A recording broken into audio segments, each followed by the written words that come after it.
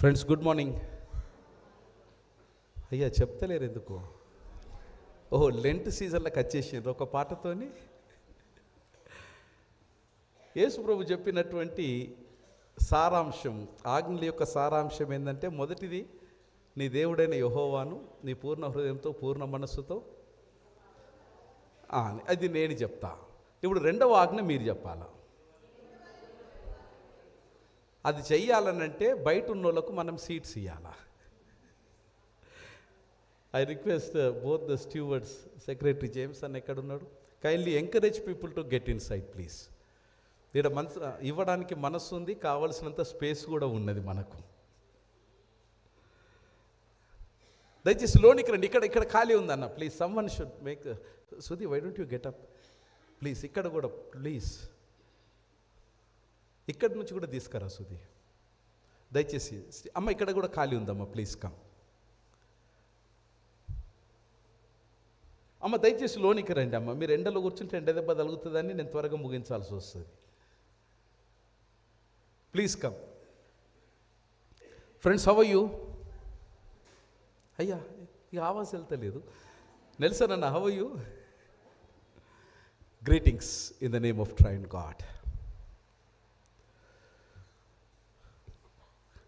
కాలం తన యొక్క కార్యము యొక్క గమనం,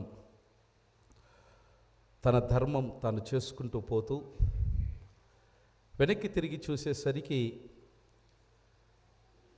మనము చేయవలసినవి అనేకములు చేయకుండానే మిగిలిపోయినాయి అన్నటువంటి పరితాపం, పశ్చాత్తాపం దాదాపు మనందరిలో కూడా కలగక మాననటువంటి ఒక సత్యం. చూస్తూ ఉండగానే 2025 లెంట్ మన వాకిట్లోకి, మన ముంగిల్లోనికి రానే వచ్చింది. మరొక పర్యాయం ఇటు లెంట్ గతంలాగా కాకుండా వర్తమానంతో పాటు రానున్నటువంటి భవిష్యానికి ఒక బంగారు బావుట వేయాలన్నది నా కోరిక, నా తపన, నా ప్రార్థన, నా ప్రయత్నం. Today the whole church of South India is observing this Sunday. నేటి ధ్యానాంశం ఏంటి? ఇప్పుడు స్క్రీన్లో చూస్తాం అన్నట్టు. లెంట్ విమోచన సమయం. దిస్ సండే బేసికల్గా ప్రతి వారం లాగా జరపడం నాకు ఇష్టం లేదు. This Sunday I wish every one of us will try to become more active. కారణం ఏందనంటే, ఈ ఆదివారం యొక్క ఆరాధన, ఈ ఆదివారం యొక్క అభ్యాసం తప్పనిసరిగా మన జీవితంలో ఒక గుణాత్మకమైనటువంటి మార్పుకు శ్రీకారం చుట్టాలన్నది నా ప్రయత్నం. ఒక గుణాత్మకమైనటువంటి మార్పుకు శ్రీకారం చుట్టాలి. ప్రతి సండే శ్రీకారం చుడుతున్నదో లేదో నాకు తెలీదు. కొంతమంది జీవితాల్లో శ్రీకారం చుడతలేదన్నది నాకు తెలుసు. చాలా నమ్మకంగా దేవుని మాట వింటారు, గుడి అయిపోగానే వారి యొక్క ఉన్నటువంటి ప్రవర్తనను చూపిస్తూ ఉంటారు. ఇక దానికి నేను చేయగలిగింది ఏం లేదు, దేవునికి అప్పగించడం తప్ప. ఎందుకంటే మార్పు చేసేవాడవు నీవే దేవా, మనుగడ ఉంచేవాడవు కూడా నీవే. ఇక నీకు కోపం వస్తే ఏం చేస్తావో నీకే తెలుసు కనుక వీ కాంట్ హెల్ప్ పీపుల్. కానీ ఒక సేవకునిగా, ఒక తోటి మానవునిగా మీ యొక్క మంచిని కాంక్షించేటువంటి ధర్మం కేవలము మనుషునిగా మాత్రమే కాకుండా దేవుడు ఈ దినానికి మీ యొక్క ఆధ్యాత్మికమైన స్థితికి నాకు అప్పగించినాడని నేను భావించి విశ్వసిస్తున్నాను కనుక మీ అందరి యొక్క క్షేమం కోరుకోవడం నా ధర్మత. అది నేను కోరుకోవాలి. అట్టి కోరిక దేవుని యొక్క సన్నిధానంలో సఫలం కావాలన్నది నా ప్రతిదినం యొక్క ప్రార్థన కూడా మీ కొరకు. అయ్యా, ఇంత కష్టపడి దేవా నీ బిడ్డలతో నువ్వు మాట్లాడుతూ ఉన్నావు, ఇంత కష్టపడి నీ మనసులో ఉన్నటువంటి భావాన్ని నీ బిడ్డలకు వినిపింపచేస్తున్నావు ప్రభువా. విన్నటువంటి ఆ భావము బ్రతుకులోకి చేర్చుకోవడానికి కూడా వారికి దయ చూపించమని ప్రార్థన చేస్తూ ఉంటాం. చాలామంది జీవితాల్లో అది కనబడినప్పుడు ప్రప్రథమంగా సంతోషించేటువంటి వారిలో సేవకునిగా మేము ఒకరు. Today we learn something. I wish and pray. ఈ రోజున కలిసి నేర్చుకుంటాం, కలిసి ఒక నూతనమైనటువంటి ప్రక్రియకు శ్రీకారం చుడతామని అనుకుంటున్నాను నేను. కారణం ఏంటంటే నేటి బైబిల్ పాఠం, నేటి అంశం అంత దివ్యమైనటువంటి శాస్త్రీయ ప్రబోధాలతో కూడుకున్నటువంటి అంశం ఇది.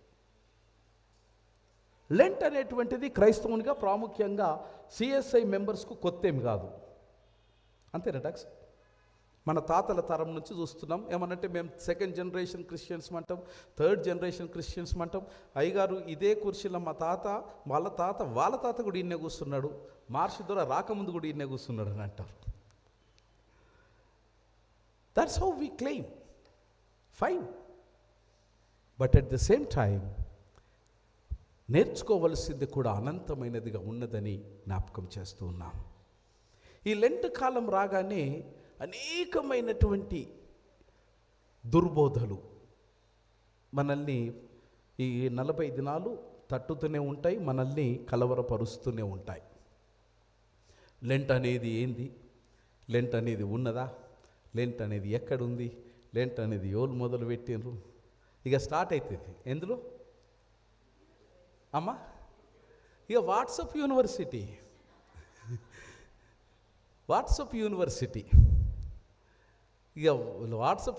40 రోజులు ఎంత బిజీ అవుతుందని అంటే 100% ప్రతి విశ్వాసిని కూడా డిస్ట్రాక్ట్ చేయడమే పనిగా పెట్టుకుంటారు. వాళ్ళు జన్మిస్తేనే వాట్సాప్ యూనివర్సిటీ కొరకు. But as the faithful believer of the church of Jesus Christ, దీన్ని గూర్చినటువంటి సంపూర్ణమైనటువంటి సత్యాన్ని ఈ లిమిటెడ్ స్పేస్లో నేను తేవడం అంత సాధ్యమైన పని కాదు. కానీ ఖచ్చితంగా as and when time permits me, ఖచ్చితంగా నేను విశ్వంలో ఉన్నటువంటి తెలుగు క్రైస్తవ ప్రజానికానికి మధ్యలో వారి ముందుకు లెంట్ను గూర్చినటువంటి అనేక విషయాలు తీసుకొని రావడానికి ప్రార్థన చేస్తున్నా. దేవుడు నాకు తగిన బలము, జ్ఞానము ఒకవేళ అనుగ్రహిస్తే ఖచ్చితంగా I will come with 100 and thousands of facts about the Lent. Lent is క్రైస్తవ విశ్వాసములో one of the most significant liturgical season in a Christian calendar. ఈ లెంట్ అనేటువంటిది వేదాంతంగా, చారిత్రాత్మక పరంగా చాలా ప్రాముఖ్యతను సంతరించుకున్నటువంటి ఒక ఆధ్యాత్మికమైనటువంటి అభ్యాసం. లెంట్ అనేటువంటిది తెలుగులో దీని ఏమంటాం అమ్మ? శ్రమల దినాలు. అమ్మ శ్రమల దినాలు అంటుంది.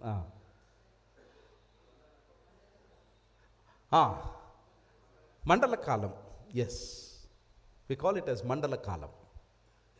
మండలం అంటే 40 తెలుగులో 40 దినాలు గనక we call it as a Lent. What is exactly expected in a Lent?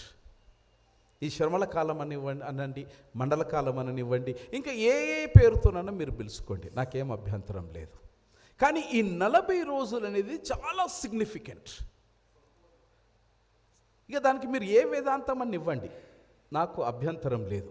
కానీ 40 రోజులు చాలా గొప్ప నిష్ఠతో క్రైస్తవులు ఈ 40 దినాలను వారు పాటించటం మన పితరుల నుంచి మనం నేర్చుకున్నటువంటి ఒక సంప్రదాయం. మరి ఈ 40 రోజులు దేని కొరకు మనం అభ్యాసం చేయాలి? దేని కొరకు?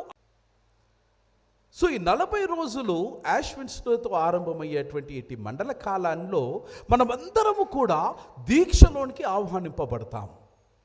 ఈ దీక్ష అనేది దక్షతతో చేయడానికి దేవుని యొక్క అనుగ్రహం కొరకు మనం పాటుపడతాం.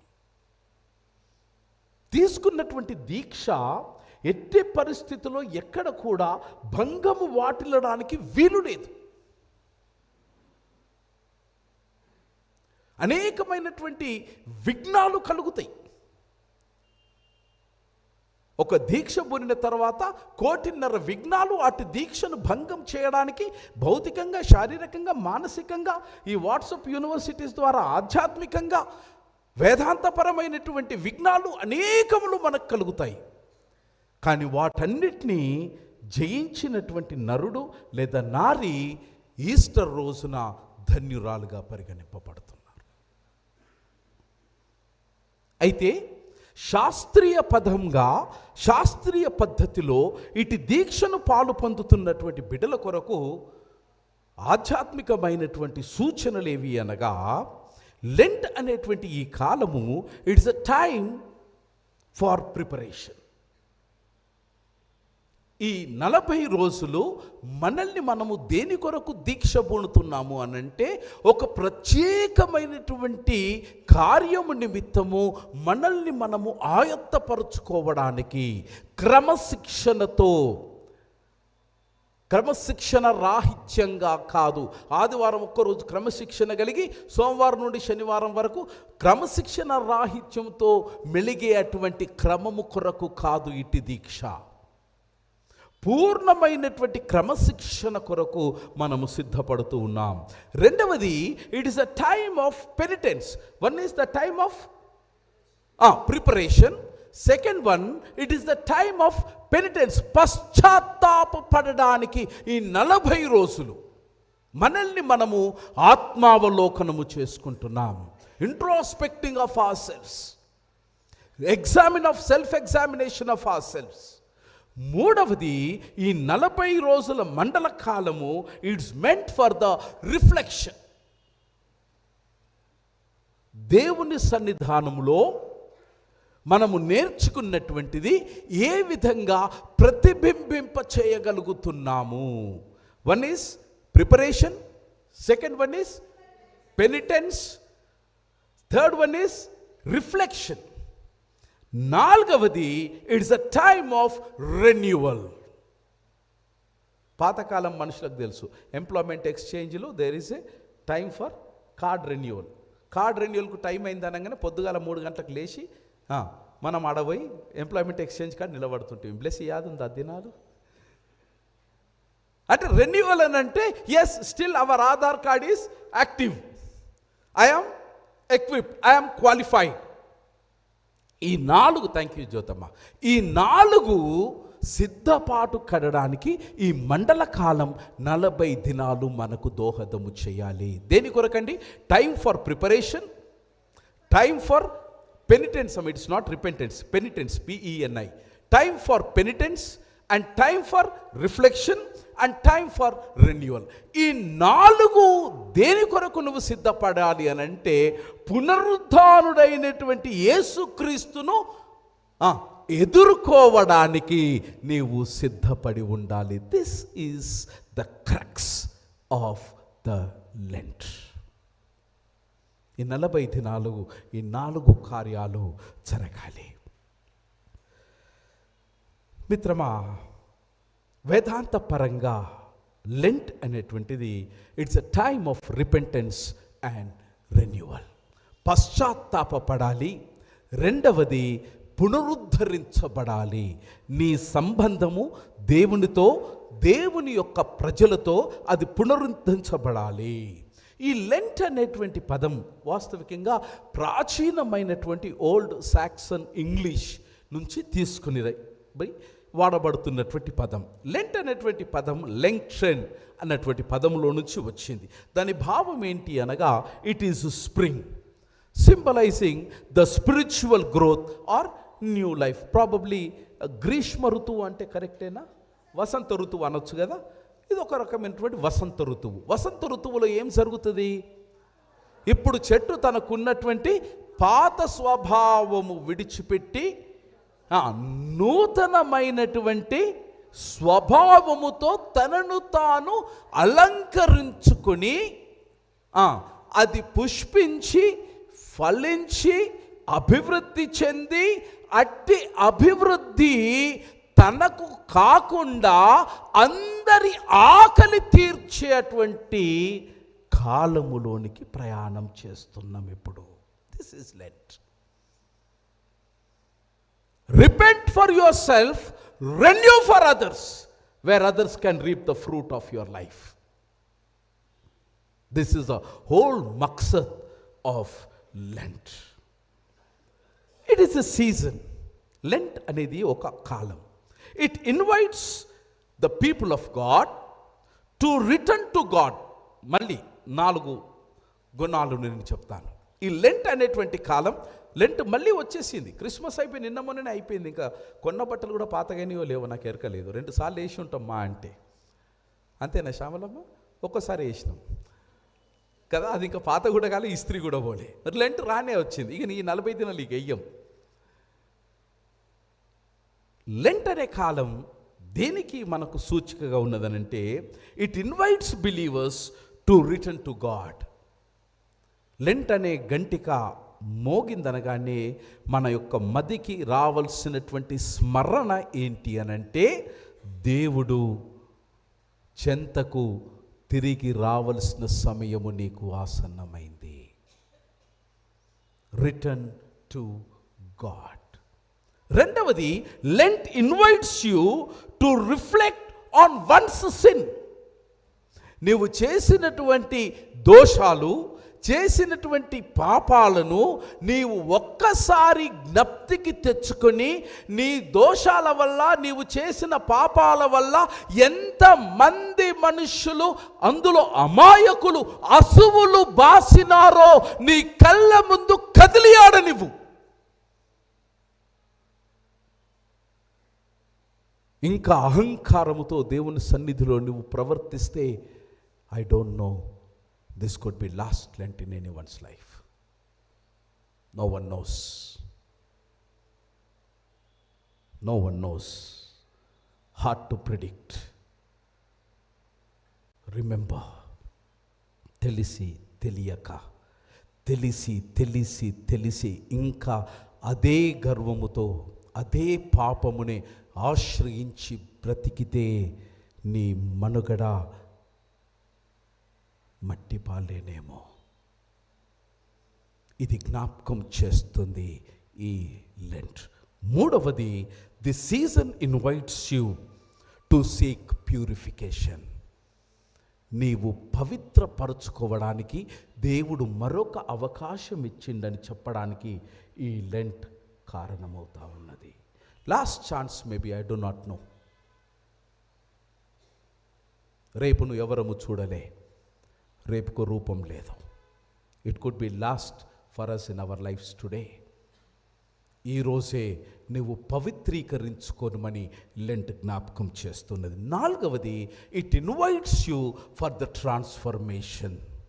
నీ లోపల సమూలమైనటువంటి మార్పు, లేదా గుణాత్మకమైనటువంటిది, లేదా నిర్మాణాత్మకమైనటువంటి మార్పు నీ లోపల కలుగుంచుకొనుమని ఇట్టి లెంట్ నిన్ను ఆహ్వానిస్తూ ఉన్నది, ప్రేమతో హెచ్చరిస్తూ ఉన్నది.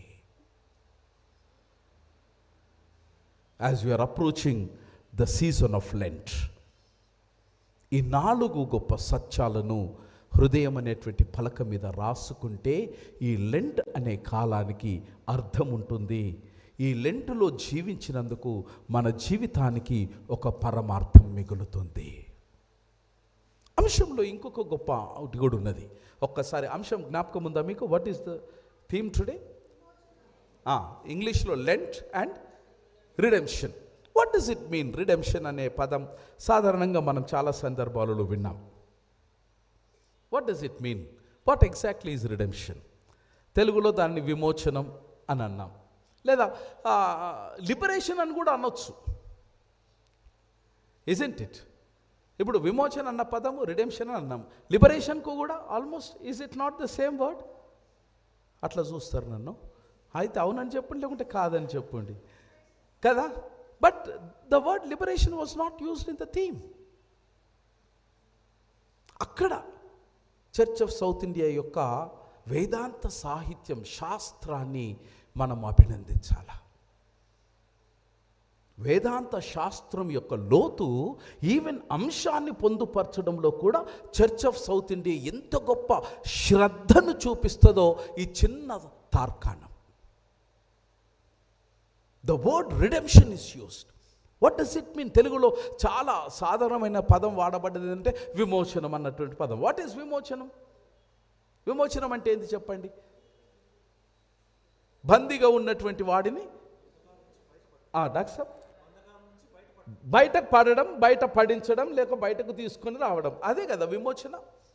మనకు అర్థమైన విమోచన లేదా విడుదల, ఇజంట్ ఇట్?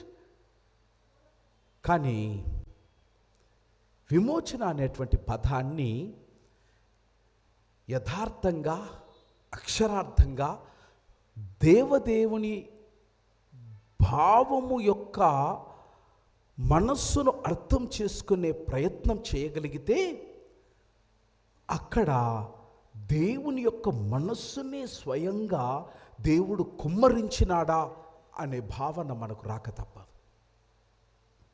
హిబ్రూ భాషలో ఈ విమోచన కొరకు వాడబడినటువంటి పదం చాలా భావగర్భితమైనటువంటి, లోతైనటువంటి, ఆధ్యాత్మికమైనటువంటి భాష్యాన్ని ఈ విమోచన అనేటువంటి అక్షరానికి ఆపాదించబడేది హిబ్రూ భాషలో.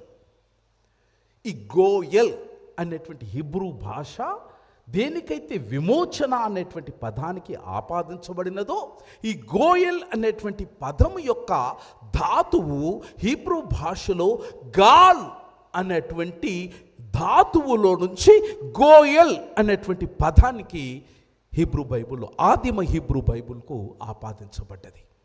గాల్ లేదా గోయల్ అనేటువంటి పదం యొక్క అర్థం ఏంటంటే టు రిడీమ్, లేదా టు అవెంజ్, లేదా to deliver, or to act as an kinsman redeemer. ఇది వేదాంత పరంగా అత్యున్నతమైనటువంటి ఇంప్లికేషన్స్ దీనికి ఇవ్వబడ్డవి. ఈ రిడీమ్, విమోచన అనేటువంటి ఈ పదం, గోయల్ అనేటువంటి పదం ఎంత గొప్పగా వాడబడ్డదనంటే, పవిత్ర గ్రంథమైన బైబిల్లో దేవునికి ఆయన యొక్క నామవాచకంబుగా గోయల్ అనే పదము ఆపాదించడానికి కూడా పాత నిబంధన గ్రంథంలో భక్తులు, ప్రవక్తలు ఆపాదించడానికి వెనకాడలేదు. వాస్తవికంగా ఆంగ్ల మాధ్యమంలో కూడా ఇవ్వబడినటువంటి ఈ అర్థాలు నా దృష్టిలో ఒక బైబిల్ పండితునిగా అవి సంపూర్ణ సహేతుకము కావేమో అన్నటువంటిది నా వ్యక్తిగతమైనటువంటి భావన. హిబ్రూ భాషలో గోయల్ మధ్యలో అలెఫ్ అనే పదం ఉంటుంది. అలెఫ్ అంటే ఆదిదేవుడు, స్వయంభువుడు, ఆదిదేవుడైనటువంటి యెహోవా దేవుడు అని అర్థం. దీని యొక్క అక్షరార్థమైనటువంటి భావం ఏంటనంటే నాట్ ఓన్లీ టు రిడీమ్, కానీ వారిని విడిపించి పూర్వపు స్థితికి తీసుకొని రావడం అని అర్థం. This is what the redeem is. విమోచన అంటే విమోచించి విడిచిపెట్టడం అనే భావన కలుగుతుంది, కానీ అది కాదు. గోయల్ అనేటువంటి హీబ్రూ పదానికి అర్థం ఏంటంటే దేవుడు తనను తాను గోయల్గా దేవుడుగా అభివర్ణించుకున్నప్పుడు, దేవుడు ఎవరినైతే విమోచన వారికి అనుభవాన్ని అనుగ్రహిస్తాడో, విమోచన అనంతరం దేవుడు విశ్వాసిని విడిచిపెట్టేవాడు కాదు, కానీ విమోచన అనంతరం ఆ విశ్వాసిని పడిపోయినటువంటి స్థితిలో నుంచి ఉద్ధరించి పూర్వపు స్థితికి తీసుకొని వెళ్ళే విశ్వాసనీయమైనటువంటి వాడు అని భావం. దిస్ ఇస్ విమోచన. Not leaving you without Aadhaar card, not leaving you at the crossroads, not to abandon you, just deliver you, go get lost, they make your choice, take your choice and go anywhere where you like. It's not that. విమోచించి పూర్వపు స్థితికి తీసుకొని రావడమే Bible అనుసారంగా విమోచన. దీనిని సంబంధించినటువంటి అనేకమైనటువంటి Bible పాఠాలు మనం చదువుకున్నాం. మీరందరూ ఇంటికాడ బైబిల్ చదివి వచ్చిండ్రన్నది నా విశ్వాసం. ఆమె రైట్? చదివి రాకుండా చదివి వచ్చిన నుండి ఏం కాదు, నాకైతే నేను నమ్ముతా. ఎందుకనంటే గారిసన్ వాళ్ళంతా మంచోళ్ళు ఇంకొకరు లేరని చెప్తా నేను ఏ ఊరికి పోయినా. ఎండ్లో మంచోళ్ళు అయ్యగారని అడుగుతారు, అన్నిట్లో మంచోళ్ళే మా గారిసన్ వాళ్ళు అని చెప్తా నేను. వాళ్ళు గుడికి బైబిల్ చదవకుండా ఎన్నడూ రారు. అందులో ఆదివారం రోజైతే బైబిల్ చదవకుండా రారు గుడికి. రెండవది ఏంటంటే బైబిల్ చదవక ముందే వచ్చేస్తారు అందరూ. 4 బైబిల్ పాఠాలు చదవక ముందే అందరు చర్చి నిండిపోతుంది మా దగ్గర. అయ్యా మన సంగతి అమ్మా, బ్యూటిఫుల్ రీడింగ్స్. ఈ అంశాన్ని అట్లా మధ్యలో ఒక పక్కన పెట్టుకొని ఇప్పుడు బైబిల్ పాఠాలను రిఫ్లెక్ట్ చేద్దాం. You will find the sweetness of science, the mind of God,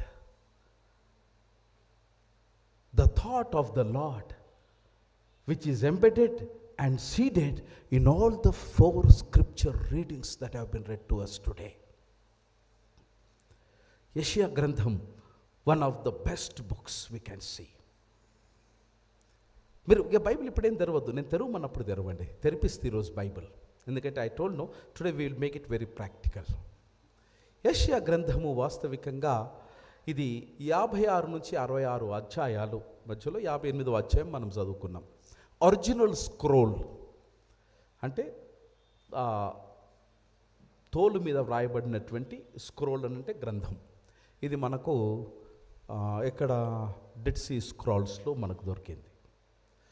అది వాస్తవికంగా ఒకటే అధ్యాయం. ఎక్కడి నుంచి? 56 నుంచి 66 వరకు. 56 నుంచి 66 వరకు ఒకటే అధ్యాయం అది. తర్వాత 15వ శతాబ్దంలో దాని అధ్యాయాలుగా వచనాలుగా మార్చారు. అది హిస్టరీ, అది అవసరం లేదు. ఈ అధ్యాయంలో దేవుడు 8వ శతాబ్దంలో ఉన్నటువంటి పరిస్థితులను, ప్రజల యొక్క మనోభావాలను, దేవుని యొక్క మనస్సును, ఇవి రెండింటిని అడ్రస్ చేసింది 58వ అధ్యాయం. జాగ్రత్త. ఒకవైపేమో ప్రజల యొక్క విశ్వాసాలను, రెండవది మరోవైపు దేవుని యొక్క మనస్సును. ఇవి రెండింటినీ ప్రవక్త అయినటువంటి యెషయా ద్వారా తన ప్రజలకు వినిపింపచేసినటువంటి సారాంశమే ఈ 56 నుంచి 66 అధ్యాయాలు. ఈ యెషయా 56 నుంచి 66 అధ్యాయాలు దాదాపుగా 8వ శతాబ్ద ప్రవక్తలకు సంబంధించిందనేది బైబిల్ పండితుల యొక్క బలమైనటువంటి అభిప్రాయం. ఈ 8వ శతాబ్దంలో ఎక్కడైతే ఈ ప్రవచనం వచ్చిందో, యూదా ప్రాంతంలో ఇటు ప్రవచనాన్ని యెహోవా దేవుడు యూదా ప్రజలకు ఇచ్చినాడు. ఆ కాలంలో దాదాపు 740 నుంచి 700 క్రీస్తు పూర్వం వరకు మధ్యలో జరిగినటువంటి రాజుల పరిపాలనలో ప్రజల యొక్క అరాచకాల మధ్యలో దేవుని యొక్క వాక్కు ప్రత్యక్షమవ్వడం. ఈ 700 నుంచి 740 ఈ 40 ఏళ్ల సంవత్సరాల కాలంలో దాదాపుగా యూదా ప్రాంతాన్ని ఉజయా, జోతం, ఆహాజ్, హిజ్కియా అనేటువంటి 4 రాజులు పరిపాలన చేశారు. ఇట్టి సమయంలోనే ఐజయా భక్తుడు దేవుని యొక్క సందేశాన్ని ప్రజలకు తీసుకుని వచ్చినప్పుడు, దేవుని యొక్క సందేశాన్ని తీసుకుని వచ్చినప్పుడు అక్కడున్నటువంటి కాలమాన పరిస్థితులు ఏంటంటే, it was a political turmoil.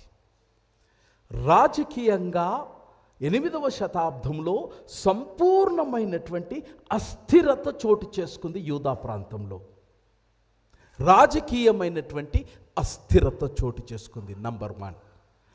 రెండవది మతపరమైనటువంటి పతన స్థితి చోటు చేసుకుంది 8వ శతాబ్దంలో. ఒకవైపు రాజకీయ అస్థిరత, 4 రాజులు 40 ఏళ్ళ. రెండవది మతపరమైనటువంటి అస్థిరత చోటు చేసుకుంది, లేదా పతనం, మతపరమైనటువంటి పతనము చోటలుగా చోటు చేసుకున్నది. ఈ రెండిటి మధ్యలో యెహోవా సెలవిచ్చినదేమనగా అని దేవుని యొక్క వాక్కు దేవుని ప్రజల చెంతకు వచ్చింది. Praise the Lord, praise the Lord, hallelujah. దిక్కుతోచని స్థితిలో దిక్కుగా మారుతాడు దేవుడు. అమ్మా, దిక్కు తోచని స్థితిలో దిక్కు లేని వానికి దిక్కుగా మారుతాడు దైవము అన్నది నేటి పాత నిబంధన పాఠం యొక్క సారాంశం. అక్కడ దేవుడు చాలా బలంగా మాట్లాడతాడు. ఏమంటాడనంటే, అయ్యా ప్రజలారా, మీ యొక్క సామాజిక పరమైనటువంటి అక్రమాలను నేను చూస్తూ ఉన్నాను. మీదకు ప్రేమతో మాట్లాడి, ప్రేమతో నటించి, ప్రేమను ఒలకబోసేటువంటి మీ హృదయాలలో విషము ద్వేషము తప్ప మరేది నాకు కనబడుతలేదు. నంబర్ 1. రెండవది, యెహోవా దేవుడు సెలవిచ్చిన మాట ఏంటనంటే, ఏమీ లేని డొల్లతనమైనటువంటి మీ భక్తి ద్వారా ఇతరులను భ్రమింప చేస్తున్నారు, కానీ మీ భక్తి ఏమాత్రము నన్ను ప్రసన్నుని చేయలేకపోతుంది. Are you getting it what I'm trying to say? డొల్లతనముతో ఉన్న మీ భక్తి నన్ను ప్రసన్నము చేయలేకపోతున్నది. కనుక అస్థిరతతో పాటు మీ ఆందోళన యథాతథంగా కొనసాగే ప్రమాదం ఉన్నది. సబ్జెక్ట్ టు ద కండిషన్ ఏంటంటే, నేను చెప్పినట్టు మీరు చేస్తే మీకు భవిత ఉంటుంది, లేకుంటే బ్రతుకు దుర్భరమైపోతుంది. ఇది సందేశం. యెషయా గ్రంథం. ఏమి చేస్తే బాగుంటుంది అన్నది నేను మొన్నటిదాకా టీచర్ని కనుక మీకు హోంవర్క్ ఇస్తా, ఇంటికి పోయినాక ఆ అధ్యాయం చదవండి. Let God speak to you. Let God speak to you. He wants to talk to you. He wants to convey very strong message to you. This 58 అధ్యాయము, it is the people's religious and ethical practices it talks about. One is the hypocrisy in worship. ఆరాధనలో అమ్మా, say for example, నేను ఇప్పుడు మీ అందరిని ఒక చిన్న ప్రశ్న అడుగుతా. కరెక్ట్ జవాబు చెప్తే, కరెక్ట్ జవాబు చెప్పినటువంటి వాళ్ళకు ఒక ప్రైజ్. పోకముందు ప్లీజ్ కలెక్ట్ ఇట్. నేను గేట్ కన్నే ఉంటా, అందరు ఇట్లనే రండి. I will give you a prize. Let me ask a small question. If I ask you very simple question, అంత డీప్గా ఎందుకు ఆలోచిస్తారు? ప్రైజ్ పోతుందన్న, అందరికి ఇస్తా ప్రైజ్. అమ్మ శ్యామలమ్మ ఇస్తాను, నేను ఇవ్వకపోతే శ్యామలమ్మని అడుగుండి, అమ్మ ఇచ్చేస్తుంది. I'll just ask you, how are you? ఇంతే క్వశ్చన్, ఇక మీరేం తొందరపడద్దు. How are you? బయట ఉన్న వాళ్ళు అనుకుంటారు మాకు అడుగుతలేదు, ప్రైజ్ కూడా లేనట్టుంది అనుకో. అయ్యో మీకు కూడా ప్రైజ్ ఉంది, సుదేష్ మీకు కూడా ప్రైజ్ ఉంది. How are you? వా అన్న ఇట్లా చెయ్యి కూడా చూపిస్తుంది, థమ్స్అప్. ఇటు పక్క వాళ్ళని కూడా అడుగుతా, అమ్మ హౌ ఆర్ యూ? ఇట్లా మీరు చూపియారా? Thank you so much, I really love that gesture. Last వాళ్ళు ఏమనుకుంటలేరు. How are you Pinky? How are you? అబ్బా ఇంకా అదొకటి సఫిక్స్, ఇంకా జర స్ట్రాంగ్ ఉండాలి కదా, ప్రైజ్ మనీ ఎట్టి పరిస్థితిలో పోవద్దు. అది నాకు అర్థమైంది. ఇంకొక అవకాశం ఇస్తా, ఎందుకంటే ప్రైజ్తో కూడుకున్న విషయం కదా. జర ఆలోచించండి, మిస్ అయితే you will miss your prize. How are you? జర వాయిస్ తగ్గిపోయింది. How are you? Right, prize is assured for everyone. Terms and conditions apply. ఇప్పుడు మళ్ళీ అదే ప్రశ్న నేను అడుగుతా. ఇప్పుడు నాకు చెప్పే పని లేదు, జవాబు చెప్పే పని లేదు. మీ మనస్సాక్షి ఆ జవాబు వింటే చాలు, పైనున్న భగవంతుడు ఆ జవాబు వింటే చాలు. Are you truly fine?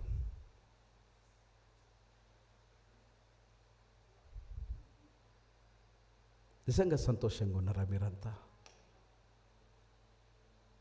చెప్పినంత ఆనందంగా ఉన్నారా మీరంతా? Is there nothing which is worrying you? This is hypocrisy. This is hypocrisy. ఉన్నది లేనట్టు, లేనిది ఉన్నట్టు భావించి భ్రమించి బ్రతకడం అలవాటు చేసుకుంది నరలోకం. ద సేమ్ ప్రిన్సిపల్ చాలా ధైర్యంగా we have been applying to God with all our religious practices and we are demanding God. యెషయా గ్రంథం మీరు ఇంటికి వెళ్ళి చదవండి. ఏమయ్యా 40 రోజులు ఉపవాసం ఉన్నా ఏమనుకుంటున్నావు నువ్వు? నేను తినాల్సినటువంటి కోడి కూర తినలే, తినాల్సిన మటన్ తినలే, తినాల్సిన ప్రాణ్ తినలే, 40 దినాలు ఏమనుకున్నావు నువ్వు? ఇంతగానం ప్రార్థన చేసినా వేర్ ఇస్ మై రివార్డ్? ఎంత ధైర్యంగా అడుగుతాం. But fundamentally we are forgetting that we are more hypocrites. మనిషిని దబాయించినంత సులువు కాదు భగవంతుని దబాయించుడు. He says stop your hypocrisy in worship, don't play with me, you are playing with fire. అది మర్చిపోవద్దు. దేవుని మందిరములో దేవునితో దైవజనులతో దేవుని యొక్క సంఘంతో ఆటలు అగ్గితో చెలగాటాలే. You are going to reap the consequence. No one can escape from the wrath of God. Full stop. He says the hypocritic life is not going to give you the fruit. Full stop. Secondly, he says there is moral corruption. నైతికంగా మీరు పడిపోయినారు గనక ఆ నైతికతను మీరు మార్చుకోకుండా ఉంటే మీకు ప్రార్థనకు ఉపవాసానికి జవాబు రాదు. That's what book of Isaiah says. Third one, it says call for true justice. నిజమైనటువంటి న్యాయం ధర్మం కొరకు నువ్వు పాటుపడకపోతే నీకు ప్రార్థనకు ప్రతిఫలం రాదు, ముమ్మాటికి రాదు. Full stop. ఇదే సత్యం, ఇదే తథ్యం. And when it comes to the responsive reading, ఎంత గొప్పగా రెస్పాన్సివ్ రీడింగ్ వచ్చినటువంటి వారు మీరు అది చదివింటే you will truly enjoy it. ఒక్కసారి ఈరోజుకి ఒక్క పూటకు బైబిల్ తెరవండి. ఒక్కసారి కీర్తనల గ్రంథం 6వ అధ్యాయం. You can use even digital Bible, I don't mind. Psalm 6 is a poignant reflection of a spiritual journey that Lent invites us to take a journey from brokenness to the redemption. ఒక్కసారి ఆ వచనం నేను మీ కొరకు చదువుతా, మీరు కూడా నాతో పాటు చదవండి. జస్ట్ ఒకసారి చదువుకుందాం అందరం కలిసి. యెహోవా,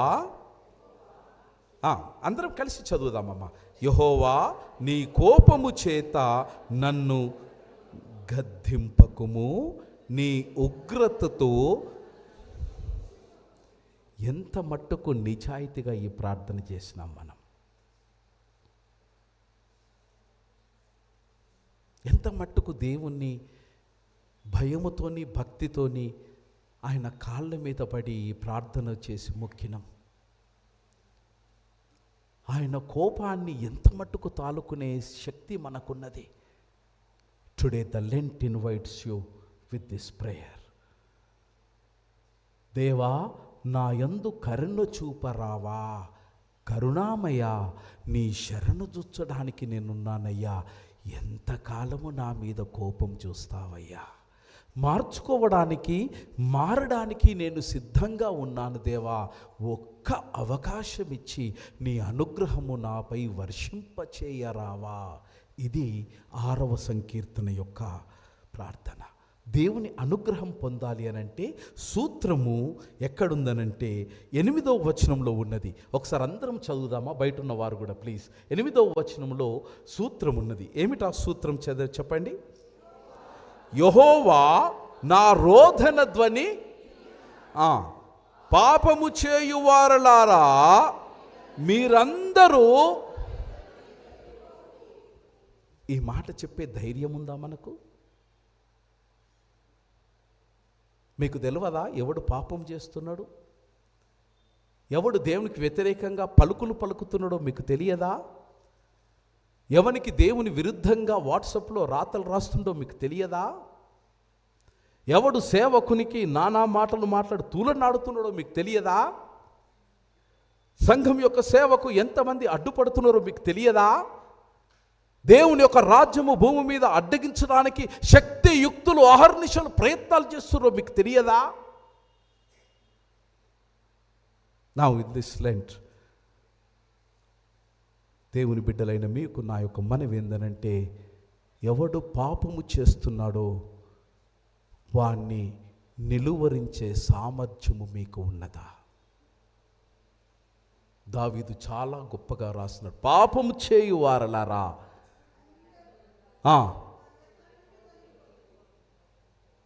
get delete of all the unnecessary WhatsApp universities. అలా చెయ్యకుండా 40 రోజులు ఉపవాసం ఉండి ప్రార్థన చేస్తే బహుశా ప్రార్థన యొక్క ప్రతిఫలము రాదేమో మిత్రమా. దావీదు ఏమంటున్నట్టే, నన్ను కరుణించినావు గనక పాపము చేసే వారి నుంచి నేను దూరం పోయినాను. That is the second stand you need to take in this Lent. బిడ్డలారా, choice is in your hands. Context may not be in our hands. ఇతరుల యొక్క ప్రవర్తన మన చేతుల్లో లేదు. ఎందుకంటే మన కడుపున పుట్టిన బిడ్డ మన మాట విన్నాడు, కట్టుకున్నాడు మన మాట విన్నాడు. కానీ మన మాట వినేది ఏందున్నదంటే ద చాయిస్ యూ మేక్. ఎవరిని వినాలి, ఎవరిని వినొద్దు, ఎవరిని దరిచేరనియాలి, ఎవరిని దూరం పెట్టాలి, ఇది మాత్రం మన చేతిలో ఉంది. దీని పట్ల కూడా నువ్వు ధర్మంగా, నియమంగా, బద్ధంగా, బాధ్యతాయుతంగా నువ్వు ప్రవర్తించలేకపోతే ఇక దాని యొక్క ప్రతిఫలాలను మనము నిశ్చయంగా అనుభవించవలసినదే. ఇంకా వేరే మార్గం లేదు. ఇక పాపము చేయు వారలారా గెట్ అవుట్. మీరందరూ, థ్యాంక్ యూ అమ్మా ఫర్ యాడింగ్. పాపము చేయు వారలారా, జతగట్టుకొని వచ్చే మీరందరూ please get out from my life, from my house, from my thoughts, from my actions. అప్పుడు you will have the salvation, విమోచన, రిడెంప్షన్. రిడెంప్షన్ అంటే విమోచననే కాదు, విశ్వనాథుని తిరిగి తన స్థితిలోనికి మిమ్మల్ని తీసుకొని వెళ్ళడం ఈజ్ ట్రూ విమోచన. కమింగ్ బ్యాక్ టు పత్రికల పాఠం, ఇది మరొక అద్భుతమైనటువంటి ఒక పరిశుద్ధున్న పౌలు రాసినటువంటి చాలా గొప్ప వేదాంత తత్వ శాస్త్రాలలో రోమిలకు రాసినటువంటి పత్రిక 2వ అధ్యాయం ఈజ్ వెరీ పవర్ఫుల్ లెటర్. చాలా పవర్ఫుల్ రాసిండు. నేను అనుకుంటా ఆయనకు ఉన్నటువంటి అధికారం, ఆయనకున్నటువంటి మేధాశక్తి అంతా కూడా రోమిలకు రాసిన 2వ పత్రికలో ఆయన పెట్టినాడు. ఇప్పుడు చూస్తారు మీరు, నేను చెప్పినప్పుడు చూడాలా, నేను చెప్పే వరకు బైబిల్ చూడొద్దు. నేను చెప్తా, రోమిలకు రాసిన పత్రిక కూడా చాలా అద్భుతమైనది. ఈ లెంట్ కాలంలో మనం చేయవలసిన 2వ పని, 3వ పని ఏంటనంటే, అక్కడ ఎక్కడైతే నువ్వు పడిపోయినావో, ఎక్కడైతే నువ్వు బలహీనునిగా ఉన్నావో దానిని గుర్తించడం. దాన్ని మనం ఏమంటామనంటే, తెలుగులో ఏదో పదం వాడిన నేను,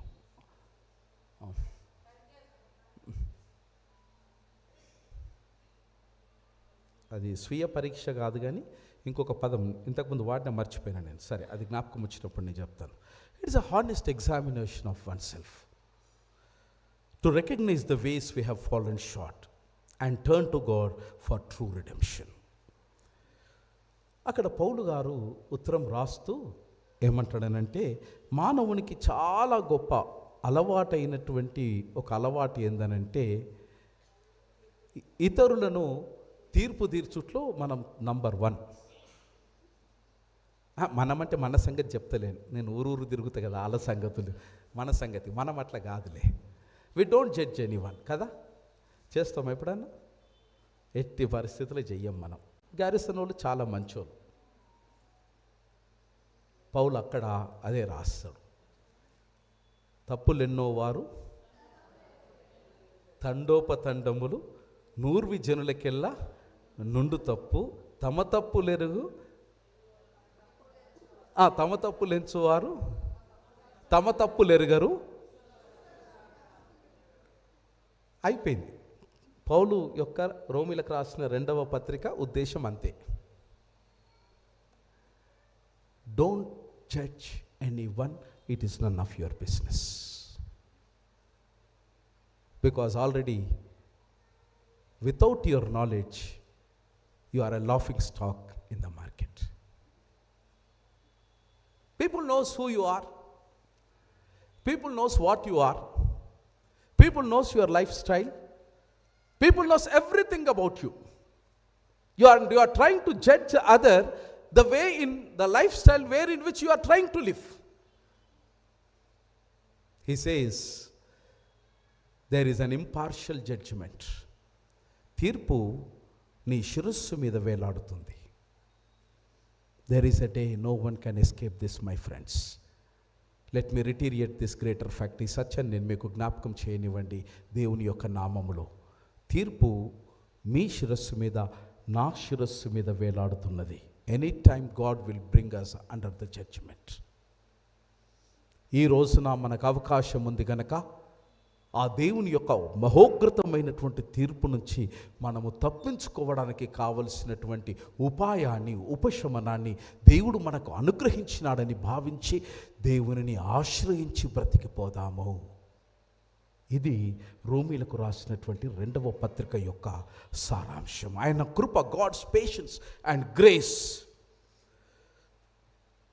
ఈ లెంట్ కాలంలో ముందుకు సాగిపోవడానికి సహాయం చేయాలనేది పత్రికల పాఠం యొక్క భావన. 4వ పాఠం యోహాను వ్రాసినటువంటి సువార్త 5వ అధ్యాయం మొదటి 9 వచనం. ఇప్పుడు తెరవద్దు బైబిల్. ఈ రోమిలకు రాసిన పత్రిక దయచేసి ఇంటికి పోయి అన్నం తినక ముందు చదవండి. 2 హోంవర్క్స్ ఉన్నాయి. ఒకటి యెషయా గ్రంథం చదవాల 58వ అధ్యాయం. రెండవది రోమిలకు రాసిన పత్రిక 2వ అధ్యాయం. చదివినాక నాకు మెసేజ్ పెట్టి చదివిన అయ్యగారు అంటే నేను తిను అంటే అప్పుడు తినండి. అంతవరకు లేదా, మీరు 58 చాలితే సరిపోతుంది. 56 నుంచి 66 అంటే వచ్చే వారం దాకా కూడా మెసేజ్ రాదు నాకు. Now the beautiful lesson from the gospel according to Saint John. The significance of Bethsaida. నూతన నిబంధనలో 2 పేర్లు సమకాలికమైనటువంటి ఉచ్చారణతో ఉన్నాయి. ఒకటి ఏంటంటే బెత్సైదా అని ఉన్నది నూతన నిబంధనలో. 2వ ఊరి పేరు ఏంటంటే బెత్సెదా అనేటువంటి పేరుతో ఉన్నది. ఈ బెత్సైదా అనేటువంటి ఊరు గలిలయకు చాలా సమీపంగా ఉన్నటువంటి ఊరు. It was a home town of Peter and Andrews. యోహాను సువార్త 1వ అధ్యాయం 44వ వచనంలో అక్కడ యేసుక్రీస్తు ప్రభుల వారు అనేక సూచక క్రియలు చేసినారు. బెత్సైదాలో 5,000 మందికి కూడా అక్కడనే భోజనాలు ఏర్పాటు చేసినాడని లూకా సువార్తలో మనం చూస్తాం. కానీ ఈరోజు జరిగినటువంటి చదివిన బైబిల్ పాఠము ఇట్ ఇస్ బెత్సెదా. ఇది యెరూషలేముకు లో ఉన్నటువంటి ఒక ఏమన్నానంటే గుండము అని అనొచ్చు. గుండము ఎప్పుడన్నా విన్నారా? మంటపం. మీ తెలుగు భాషలో మంటపం, మేము గుండం అని అంటాం. ఊరోళ్ళం కదమ్మా, గుండం అని అంటాం. గుండం అంటే ఎరకనా? ఎంతమందికి ఎరక ఇంలా? అమ్మకి ఎరక గుండం అంటే. బయట ఉన్న వాళ్ళకన్నా ఎరకనా? సార్కి ఎరక, తల ఊపుతున్నాడు. Thank you. గుండం. ఈ గుండంలల్లా ఏనుగులు ఈత కొడతాయి, గజాలు ఈత కొడతాయి. అంటే గజం అంటే ఏనుగు. ఆ ఏనుగు ఈత కొట్టే అంత లోతు ఉంటుంది, దాన్ని గుండం అని అంటారు. చాలా పెద్ద బావి అన్నట్టు గుండం అని అంటే. ప్రకాష్ అన్నట్లు చూస్తావేమి, చాలా పెద్ద బావి అన్నట్టు. ఈ బెత్సెదా హిల్ టాప్లో ఉంటుంది, యెరూషలేము యొక్క హిల్ టాప్లో ఉంటుంది. దేవుని యొక్క కృప ఈ బెత్సెదా అనేటువంటి ఈ గుండంలోనికి దిగే అటువంటి కృప దేవుడు నాకు ఇచ్చాడు.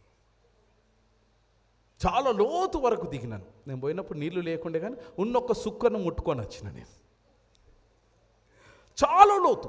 ఎంత లోతు కనంటే దిగిన తర్వాత మంచిగా దిగిన కానీ ఎక్కేటప్పుడు యేసుప్రభు కనబడ్డాడు. ఇక అప్పుడు ఎక్సర్సైజ్ చేయకుంటే body was not that fit. ఈ బెత్సెదా ఇది యెరూషలేములో ఉన్నటువంటి ఒక గుండం. రెండవది, it was very close by to sheep gate. ఈ షీప్ గేట్ అంటే గొర్రెల యొక్క ద్వారం. నెహెమ్యా దాదాపు 12కు పైగా ద్వారాలు కట్టిండు రీబిల్డింగ్ ఆఫ్ జెరూషలేంలో. ఈ 12 ద్వారాలకు ఆయన పేర్లు పెట్టిండు. యేసుప్రభు వచ్చే వరకు దాదాపు 4-5 ద్వారాలు ఉనికిలో ఉన్నాయి.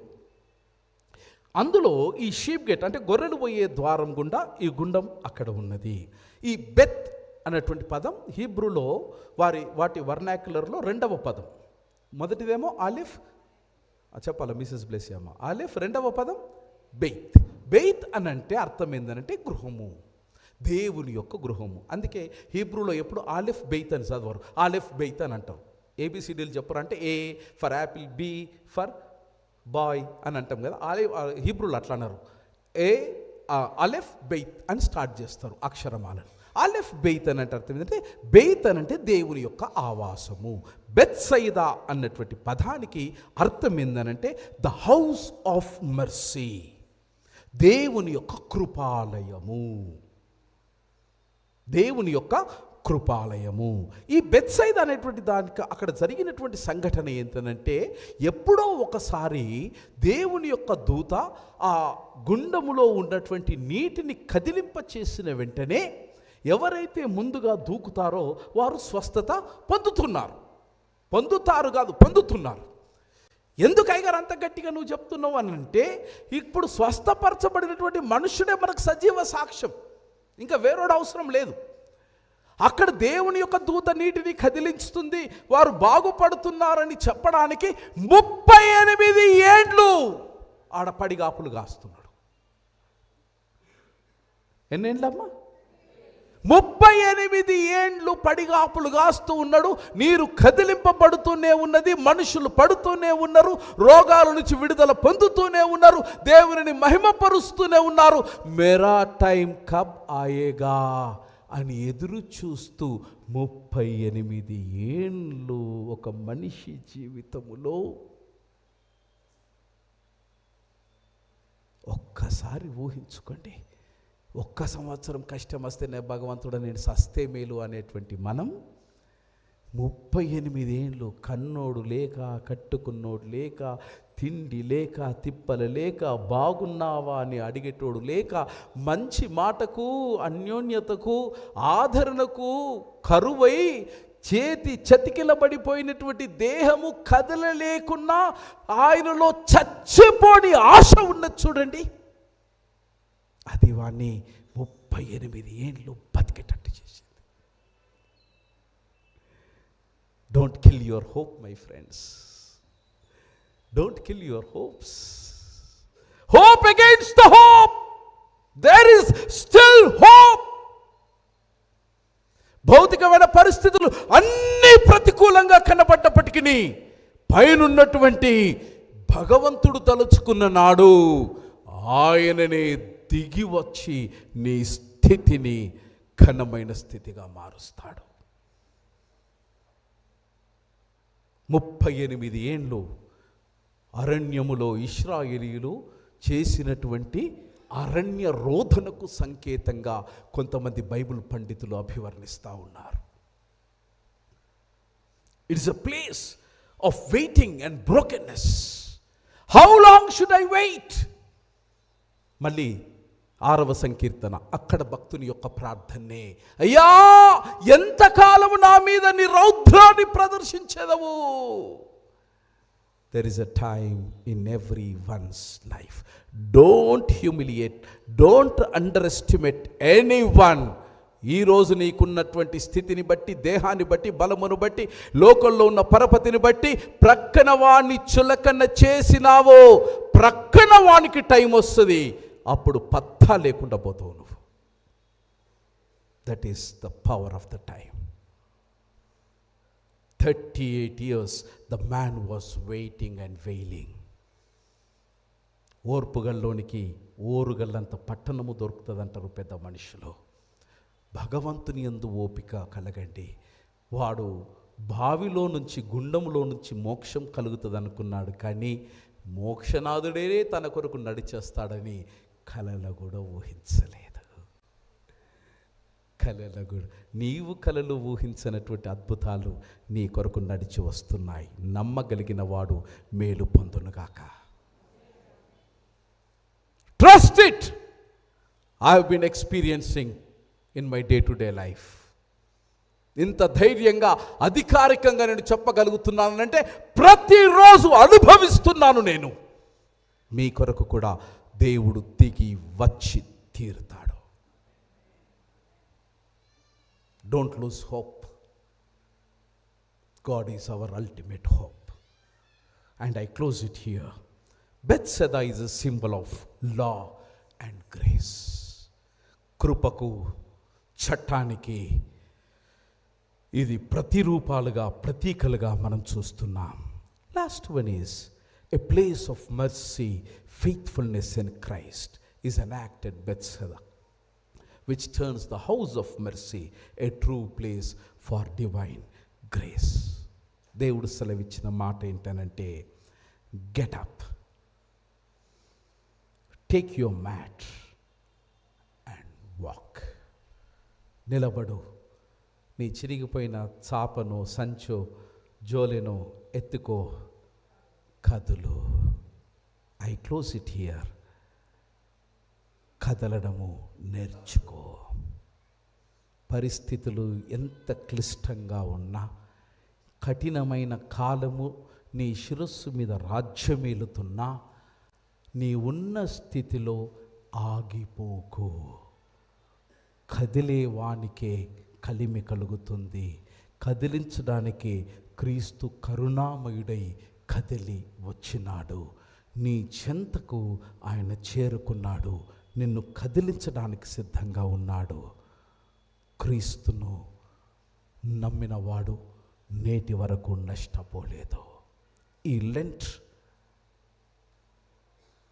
ఒక ఆదర్శపూర్వకమైనది మాత్రమే కాక ఆచరణీయమైన లెంట్గా మార్చుకోవడానికి అవకాశం దేవుడు నీ చేతుల్లో పెట్టినాడు. Now the choice is yours. Mercy is on your head. కృప నీ శిరస్సు మీద ఉంచినాడు. చాయిస్ నీ చేతిలో ఉంచినాడు. Whichever the choice you make, it is going to make your destiny. My destiny is divine forever. What about you? జవాబు దేవునికి ఇచ్చుకుందాం. త్రియేక దేవుని కృప మీకు